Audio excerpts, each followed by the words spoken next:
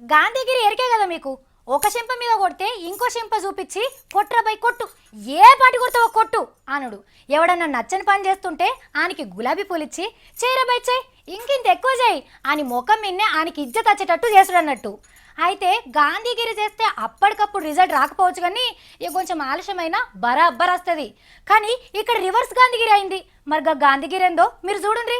హైదరాబాద్లో అడ్డబెట్టి పక్క రాష్ట్రాలలో పతంగ్ ఎగిరేసే పని మీద ఉన్నాడు కదా మన పాత బస్తీ పైల్వాన్ అసద్ సార్.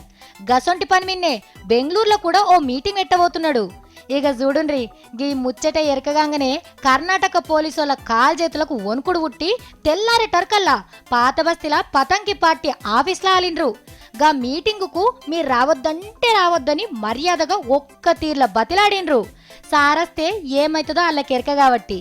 ఆ పోలీసులు మా ఊరు రావద్దని బొట్టు పెట్టేందుకు వచ్చిన మంచిదే, నేనైతే వచ్చిన సుట్టపొల్లకు మర్యాద చేస్తానని. చూడండి అసద్ సార్ ఏం చేసిండో. సారు పువ్వుల గుర్తిస్తుంటే పోలీస్ సార్ ఎట్లా వెనక ముందవుతున్నాడో. ఏ తీసుకోసారు, కొత్త పువ్వులే ఇప్పుడే కొనుకొచ్చినాం అని గాంధీగిరి ఎట్లా చేస్తున్నాడో. అరరే తీసుకోసారు, ప్రేమగా ఇస్తుంటే తీసుకోవేందని జరసేపు బతలన్నట్టు చేసిండు హైదరాబాద్ ఎంపీ సారు.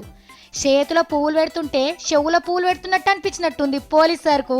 వద్దంటే వద్దంటున్నాడు.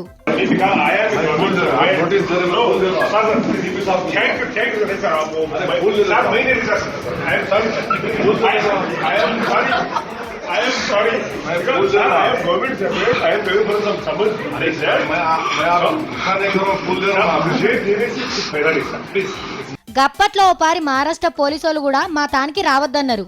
పెయ్యంతా నానినా అరికాలు నానదు కదా. పాత బస్తీ పైల్వాన్ కూడా గట్లనే అన్నట్టు.